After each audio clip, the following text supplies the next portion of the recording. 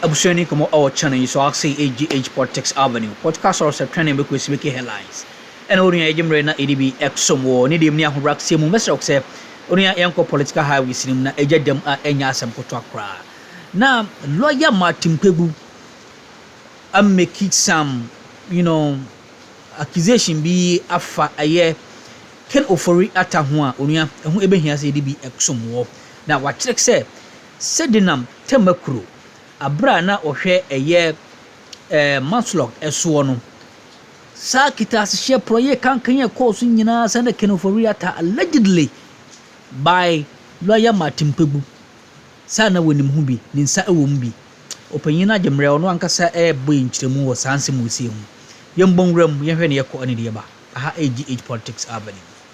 Ahiagba says it has happened, but there's no confidence that really this has done anything to the fight against corruption and aura, because he can foresee what would be the possible outcome of Sedinam Tamakloe.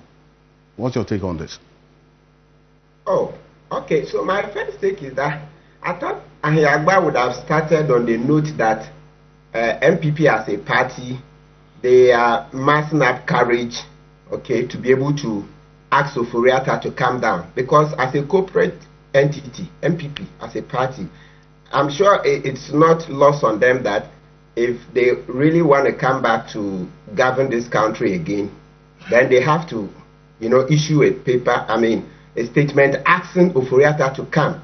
And the way they've been deterring and not showing that clarity of thought, they should know that it means that they are dampening and eroding their own chances, because something as simple as saying Ofori Atta calm down, they are not able to do, and they are waxing lyrical. As I just heard Ahiagba talking, I was like, oh, Ahiagba is the wrong person to say the things he's saying. You see, he's the wrong person to say those things he's saying. He's the wrong messenger. The first thing he should have started was that MPP will ask Ofori Atta to come, and it must be now.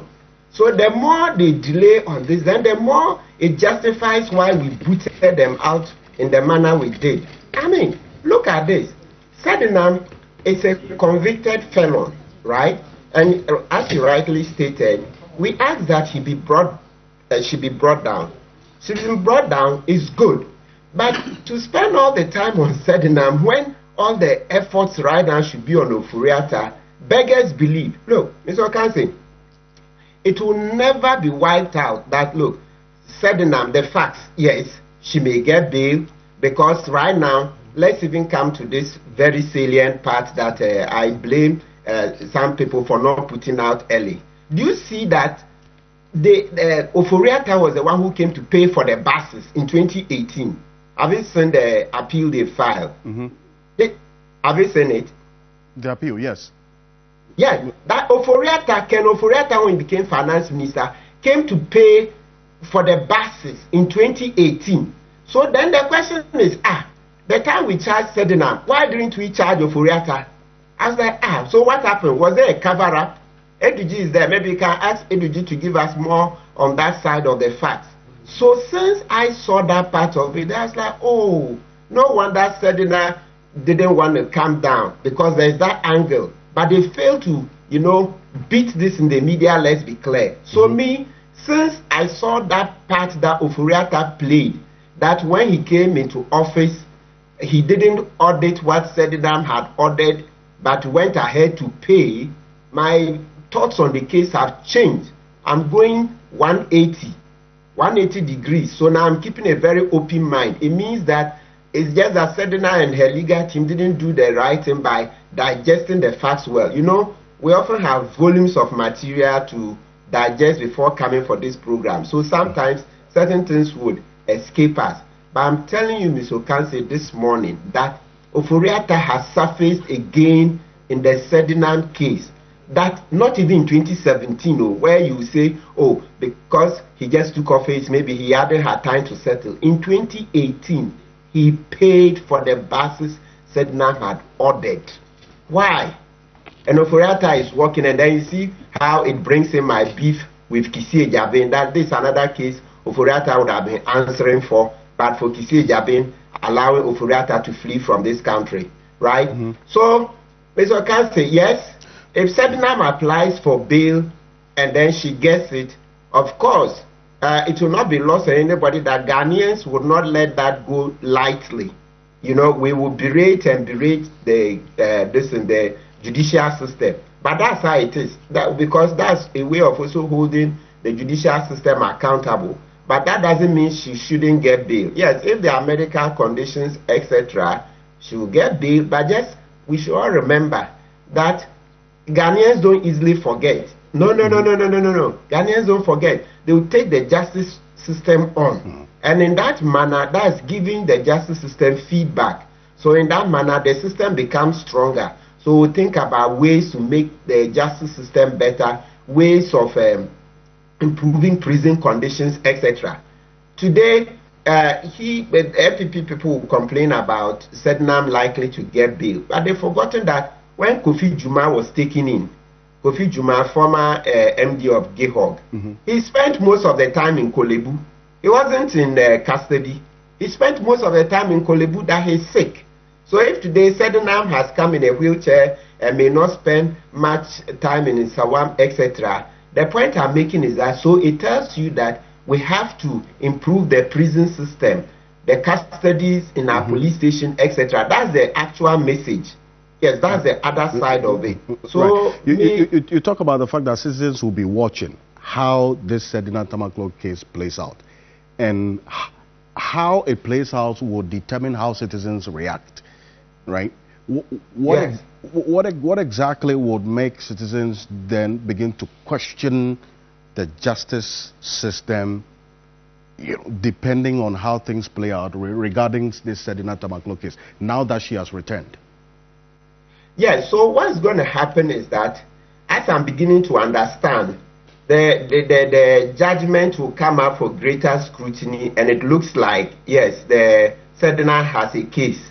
It's beginning to look like that. So you know that it will start with a lot of cynicism. People will say it's a cooked deal, etc. It's okay, because when I say it's okay, it means that let citizens express their opinions. So what it does is that it informs the justice system to also look and see that next time, what can the justice system do better? Because now with Ofori Atta looming large in this Sedinam judgment, having paid for buses up to almost 2 years into office, when Sedinam wasn't in office, etc., then we'll be asking ourselves that, so where was the justice system itself looking when Sedinam was charged without Ofori Atta being charged, etc.? So it's good. And even the citizens already reacting, I have gone ahead of the justice system. It means that they are telling the justice system that we are not taking this from you. We are not taking this from you. Next time, be up and doing. Because if you take Sedinam on, you leave out Ofori Atta, that's not justice. That's one section of our citizens. The other section of our citizens too will say that because Sedinam's party is in office, right, they are in government, things are being made easy for her. We can't run away from it. It's not only in Ghana. In many jurisdictions where I follow especially UK politics and the US, it happens. It happens. Look at the US, the Epstein files. The lady who, one of the victims, sought to, testify in a way that would favor Donald Trump. Quickly, when Attorney General Bondi was the lady, the Attorney General who just left office, quickly they moved her from the high security prison and gave her better prison conditions because she was going to testify in a way that will help President Donald Trump. Right. I'm not saying it's correct. So what I'm saying is that, so elsewhere, the same thing we are doing in Ghana, people are doing in the US and the UK, where citizens are holding the justice system to account that, look, this is not proper justice. It is a sort of celebrity soft justice. Okay. And these things have been there decades. So the feedback helps to make our society better. So it's okay, it's welcome. Sedinam get the bail, and then citizens who will continue making noise. And then the justice system will also learn from it. That, listen, when one party is in office, they will never stay forever. They would leave. And so if you're taking a decision today and you don't look beyond 8 years, tomorrow the justice system will come for a lot of blame. And so we will be wiser. That's how we are building a democracy. So let all the shades of opinion be heard. Because you see, me personally, because I hadn't understood, before I saw the Ofori Atta angle, I started saying that personally, Sedinam should not be given a presidential pardon until she's done about 4 years. So it was after the interview, then I started seeing the judgment and the angles about Ofori Atta paying for buses long after Sedinam had left. And I said, oh, wow, wait a minute. How did we not bring this up? Why did we not start advocating about this side, etc.? So sometimes we make some positions out of ignorance, etc. It happens. But like many former leaders have said, it's better to make ignorant noises than to have a culture of silence, right? But the good thing is that when we realize our mistakes, then we correct them. So me, on Sedinam now, I'm open-minded and more interested in the Ofori Atta angle. That's the part I want to see how the lot of our people... Right. And you talk about what her legal counsel could have done at the time. And in fact, it is one of the issues captured in this particular challenge that her legal counsel is already filing regarding her conviction. One, that the charge sheet which formed the basis of her conviction was defective because of this development that you have just referenced as well. And then also, and Lawyer Tamakloe, I'll come to you on this. And two, none of the witnesses called helped prove the charge of stealing. And the prosecution failed to prove that she appropriated or misappropriated any monies for that matter. But Andy Apiakubi is joined us. He's the man of the moment for this week. He is the lawyer for Chemawon to me, and a number of things happening around him. Andy Apiakubi is former MP for Asante Achim North. Good morning. Good morning, my brother. Fugitive from defending Mutu. Right. Whatever you think. Andy. Just your opinion. Andy. Yes. But again, we'll make sure you defend him. Yes. Get your legal fees now. Let me defend him, please. Country Ghana is growing. Country Ghana is growing. And I want us also to support the growth of our institutions. Okay. And indeed, I get worried when people import politics into all facets of human national life. I get worried. Particularly, I heard somebody say that Godfrey Dami was prosecuting somebody. No, it was the office of the Attorney General doing the prosecution. Whoever was there, it does not matter. And now the office is that which is doing prosecutions. So government is in a continuum. So let's look at national matters like that.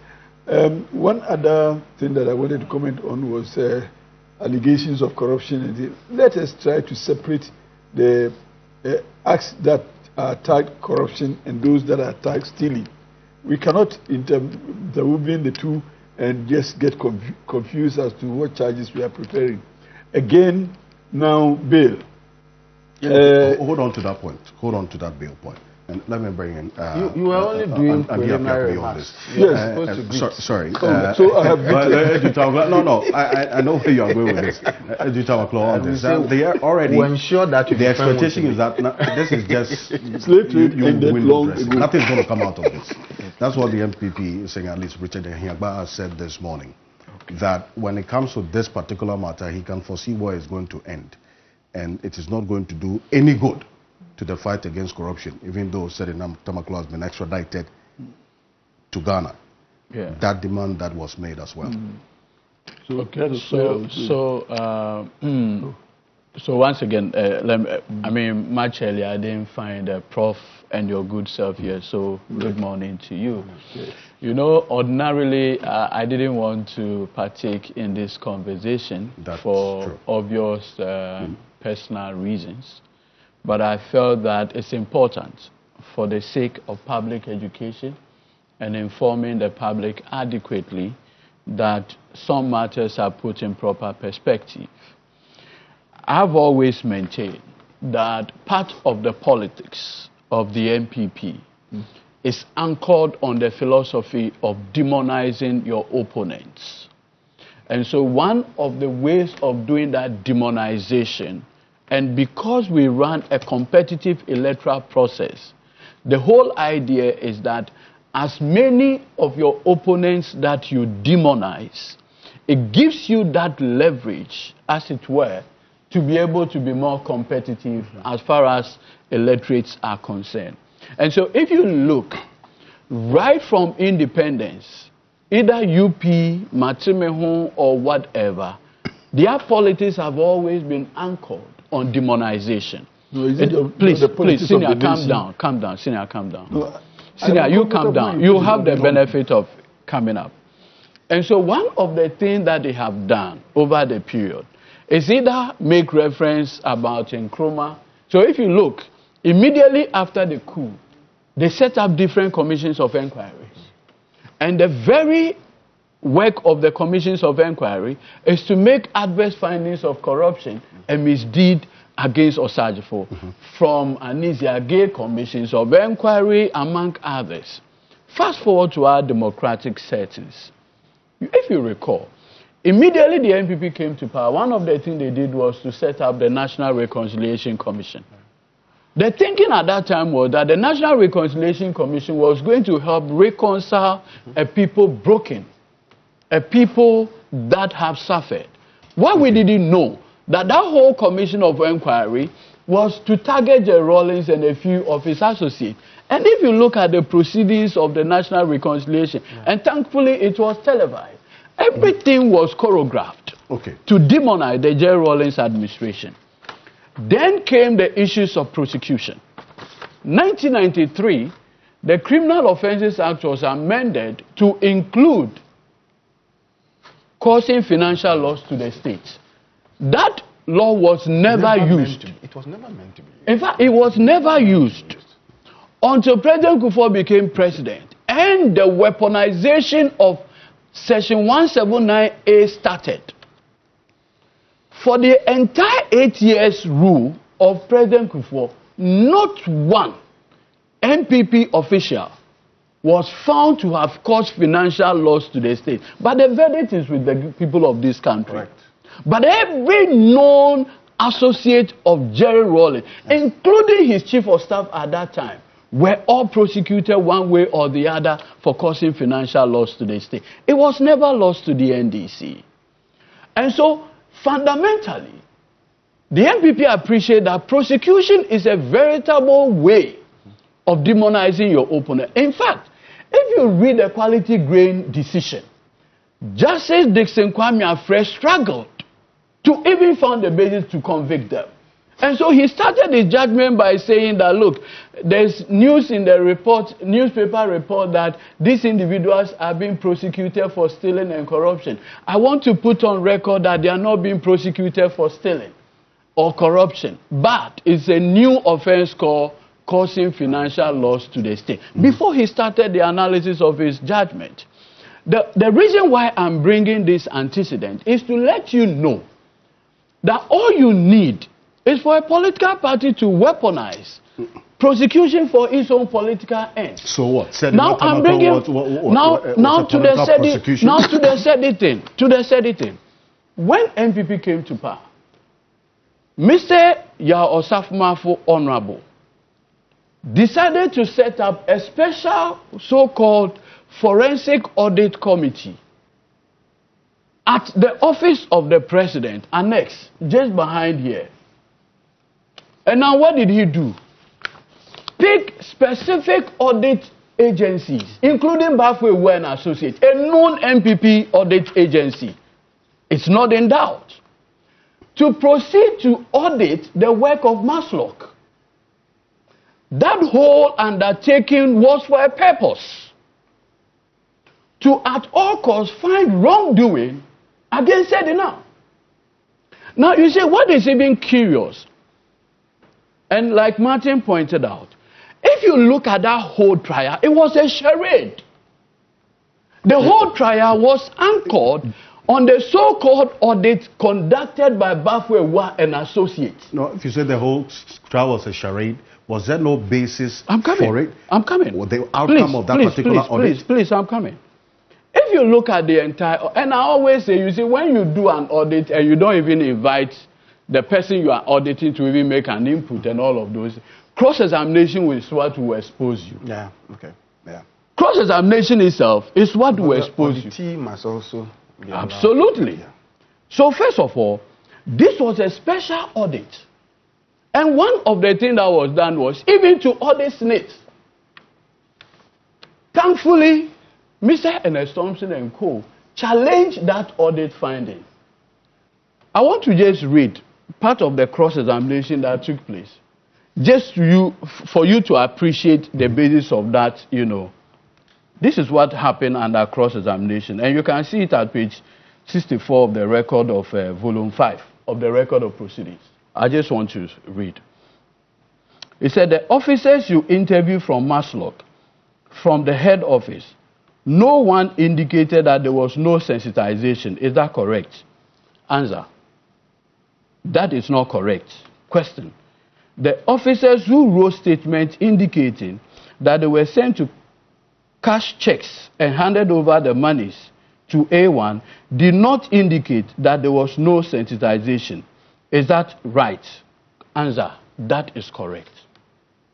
Meanwhile, the whole basis of that trial was that monies were spent and there was no sensitization.